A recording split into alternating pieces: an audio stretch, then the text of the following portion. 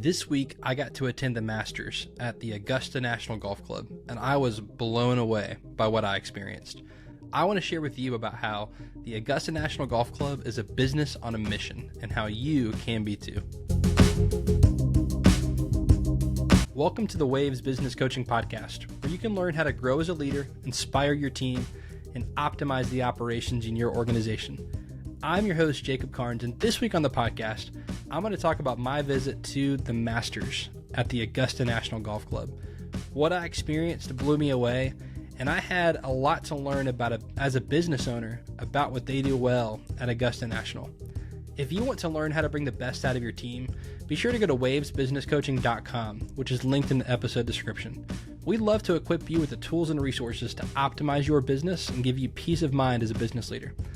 Let's dive in and hear about my experience at the Augusta National Golf Club. Most organizations have a forgettable mission, core values, and guiding principles. Some leaders get into a room, they come up with some really cute buzzwords, and they make some cool graphics from them. They hold a big meeting to install their new vision, their mission, their values, and a lot of effort goes into it. But after about a month or so, if you asked everyone in the organization what the mission is, what the values are, how they're enacted every day in the organization, and the role they play in those mission and values, no one could tell you. The runway runs out and burnout sets in, and that fire that you thought you started at that big meeting you held with your cute buzzwords, it just burns out and nothing happens from it. I experienced the complete opposite of that this past week at the Augusta National Golf Club. Augusta National is a business on a mission. They set out a clear mission, clear values. They make it something aspirational and attainable. They communicate it to their team, and they embody it constantly. I got to go to the Masters this past week, a lifelong dream of mine, a bucket list item for any sports fan.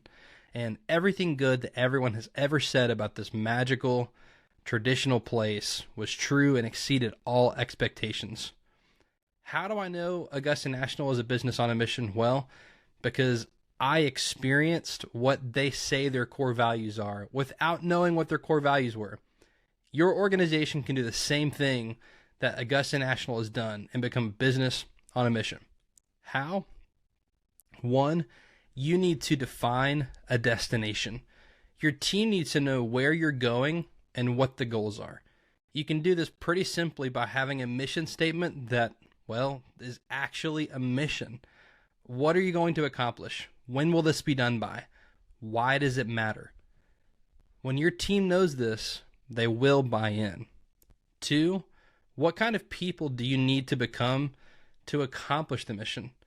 A lot of people would refer to this as your core values. If everyone on your team aspired to be a certain way, and you hired people who already embody these certain core values, how would it change your organization? Number three, what do you need to do to accomplish the mission?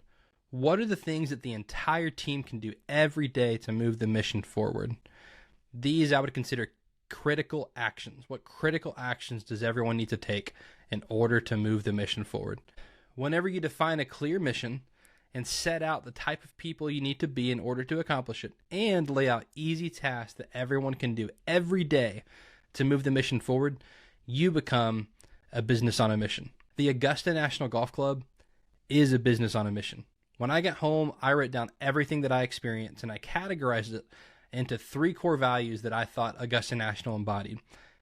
I then thought to myself, I wonder if Augusta National has put these out there on their careers page or something. So I Googled it, and I searched Augusta National Golf Club core values, and what do you know? I found them. And they have 6, and 3 of them were the exact 3 things that I wrote down. And because I had guessed 3 of them correctly, I was just blown away by the fact that they've clearly embodied these core values, so much so that me as a patron and as a customer experienced it and knew exactly what they were. So I have 6 stories about how I experienced each of Augusta National Golf Club's 6 core values as a patron this past week at the Masters. Number 1 is continuous improvement. As I walked onto these hallowed grounds for the first time, and I walked past the famous Masters scoreboard on the right, I turned right, I go down the first fairway of T Olive, and then back to the newest addition to the course, the number 2 tee box. You see, prior to the 2024 Masters Tournament, Augusta National moved back the tee box on Pink Dogwood, the second hole, about 10 yards back and to the left. This change causes the tee shot to have a slightly better shape and better distance in order for your tee shot to be successful on this hole. So it requires you to hit it farther and hit it on more of a hook to the left than previously. In the last 3 years, Augusta National has also moved back the tee boxes of holes 11, 13, 15, and 18. Despite being the most famous golf course in the world and having great tradition, this course knows the need for continuous improvement in order to keep up with the modern golfer. Improving equipment and skill levels have made this historic course easier for modern players. But because they have a culture of continuous improvement, Augusta National is always tweaking the course to keep it as big of a challenge as possible for the modern golfer. Their second core value is unparalleled service. Now, I spent 10 years working for Chick-fil-A, and I was not prepared to be blown away by hospitality. But I was absolutely blown away by the hospitality. It started in the parking lot. They had people everywhere in the parking lot, making sure cars got where they needed to go, and then everyone had a smile on their face and was just happy to see you and greet you and welcome you to the Masters. The entrance, the way people, again, smiled, greeted, welcome to the Masters, we're glad you're here, we hope to see you again soon. The security guards, no one had a frown on their face. I get into the golf shop, which is extremely dangerous if you've never been, as far as the amount of stuff they have, and everyone ends up texting you and saying, can you grab me this? I walk into the golf shop and I get up to a counter where they've got, I think it was 100 different hats on this wall. And what happens is you walk up to the counter, they're all numbered on the wall, and you say, yeah, let me get, a number 16 and a number 24 and 15. Let me try this one on. Because you can't know if you want to buy it until you try it on. But this place is packed, it's busy. But when I got up to the counter, I felt as if I was the only person in that pro shop. And I apologized a couple of times. I'm like, can I get this one? I don't really like that one. Can I actually try this one? And I would apologize. I'm like, I'm so sorry. And they're like, no, seriously, take your time. Like, make sure you get the right hat for you and for your friends. And again, I felt like I was the only person in there. This is going to sound funny, but the bathrooms, they had people in the bathrooms, number one, constantly cleaning, but number two, that were just there to greet you. Hi, welcome to the Masters. Right this way. There's a urinal this way. There's a stall open, third one on your left. And the course, there were people that had different roles on the course, but like on the walkways, they were wearing yellow hats and green polos, and they would greet you and make sure you knew when you could walk across the fairways and when to stop. Everyone I encountered had unparalleled service. And here's the thing. Everyone knew the role that they played, which has a vital part in their hospitality.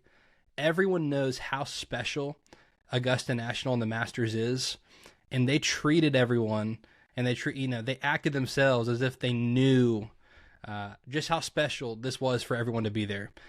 They know how special their organization is, and the hospitality I received was seriously unmatched. Number 3, their third core value, teamwork. The efficiency of the Augusta National Golf Club blew me away. Parking, I mentioned. I got in the parking lot in like 10 minutes, and for the amount of cars that was there, it was really, really impressive. The entrance they did in waves, so a lot of signage as far as directing you to the right place. But again, everyone knew their role along the path, so everyone knew, like, hey, from this point, it's about 15 minutes to the entrance as far as getting you in. And they would do this in waves. But by the time you get to security, they would like stop the crowd for a second in this tunnel.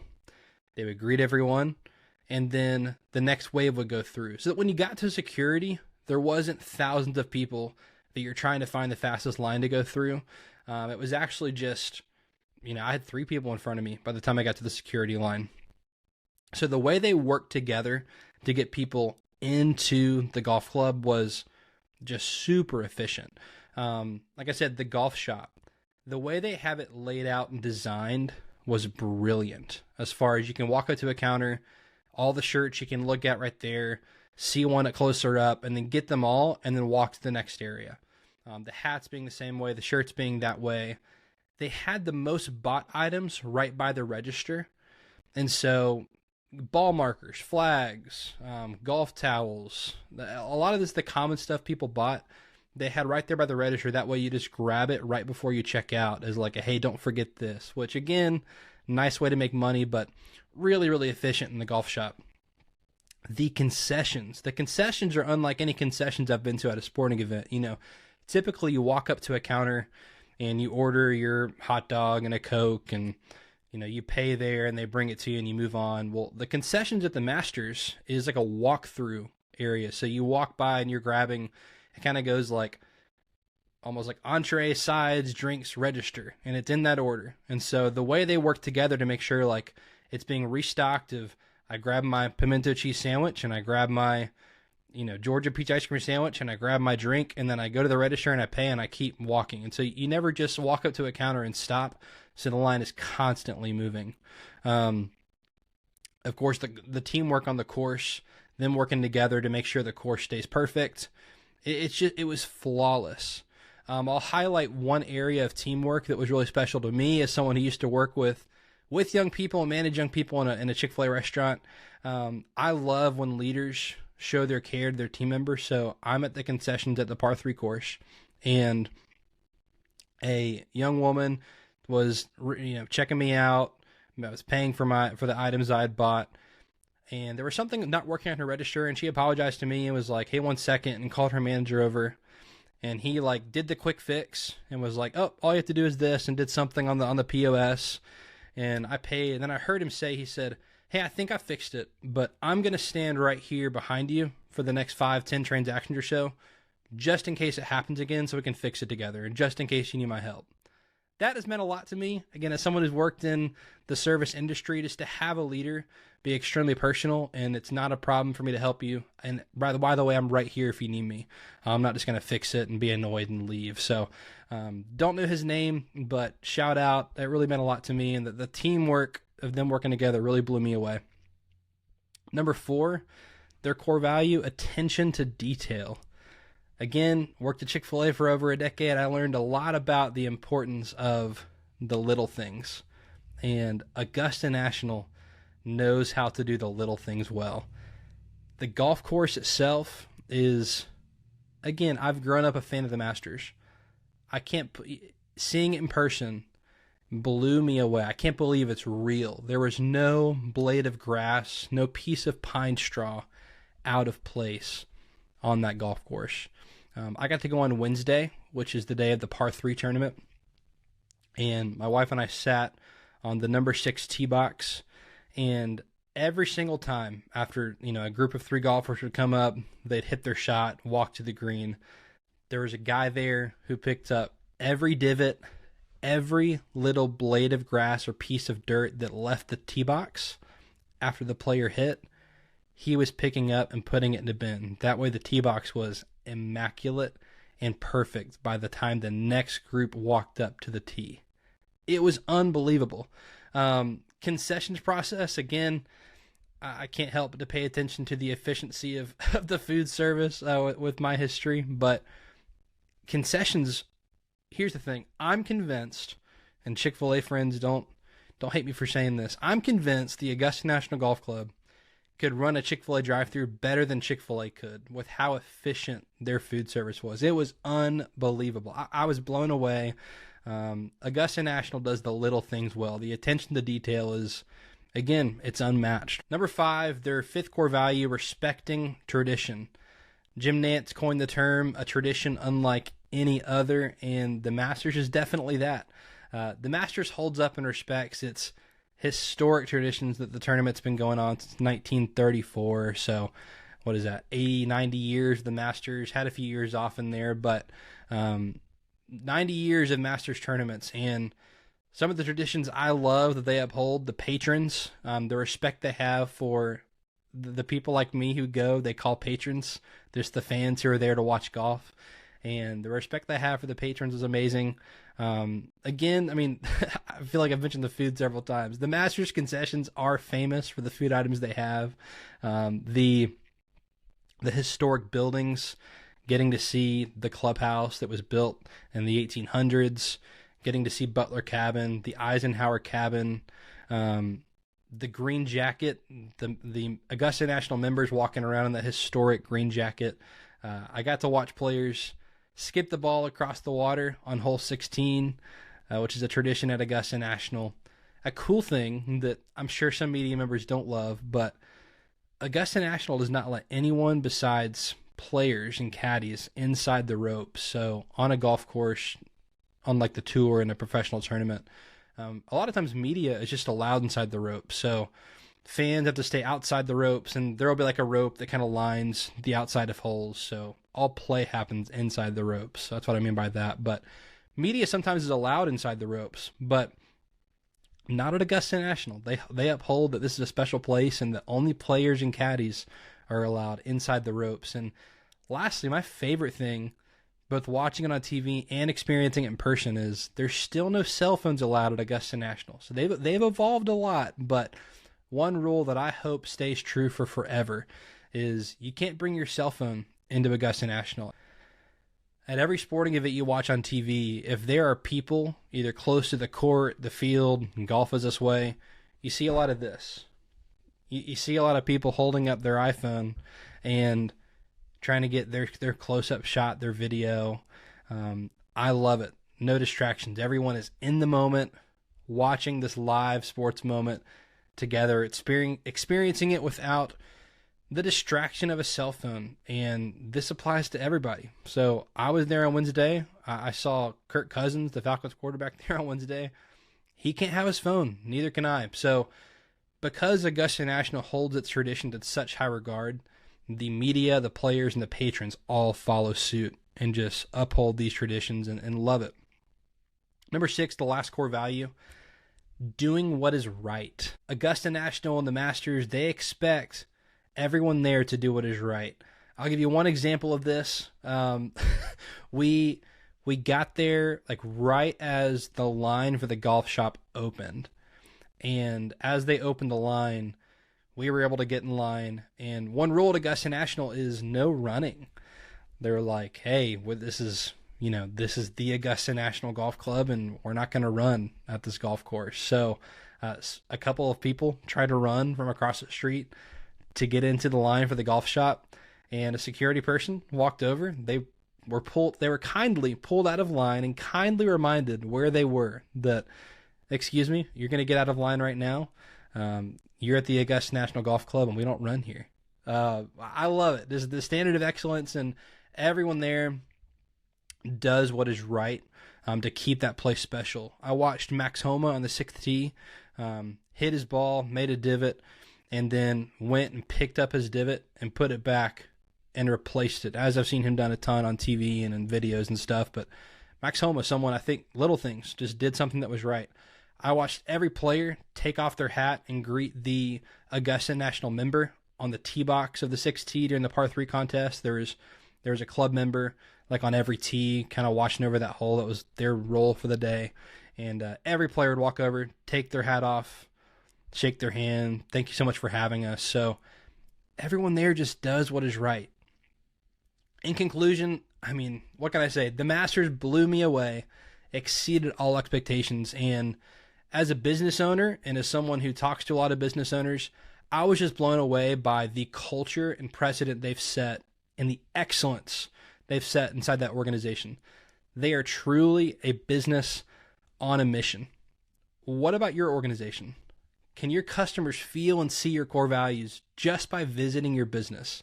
That's exactly what I did at Augusta National. I experienced all this greatness. I come home, I write down, you know what? I think these could be the core values at Augusta. I Google it, and I had 3 of them down, and three of the 6 are what I wrote down. So really, really impressive. Could someone do that with your business? If I walked into your business tomorrow, could I say, wow, this business, this must be their core values, because that's what I experienced. Your team members, are they experiencing what you've set out to be the culture of your business? When you become a business on a mission, you can achieve the same outcome. If you define a clear destination, you outline the type of people you need to have on your team and what critical actions you need to do to move that mission forward, you can become a business on a mission. Thank you so much for watching and listening to this episode of the Waves Business Coaching Podcast. If you want to become like Augusta National and be a business on a mission, I've got a link in the episode description for you to book a call with me. I would love to go through my Business on a Mission workshop with you and your team. When you become a business on a mission, you can define a clear destination, outline the type of people you need in your organization to accomplish that mission, and then define the critical actions of what's going to move that mission forward. This is what Augusta National, one of the many things they do well, is they do these three things, and it gets everyone bought in, and every patron experiences this high standard of excellence and tradition that you can only experience at the Masters. You can be like this too by becoming a business on a mission. Click the link below to book a call with me today, and we can turn your organization into a business on a mission, just like the Augusta National Golf Club in Augusta, Georgia. Organizations struggle to grow because they don't know how to bring the best out of their team. At Waves Business Coaching, we inspire teams and optimize operations so that you and your organization can thrive. If you're a business leader who wants to bring the best out of their team, be sure to go to wavesbusinesscoaching.com, which is linked in the episode description. Thank you so much for watching and listening to this episode of the podcast. Take care.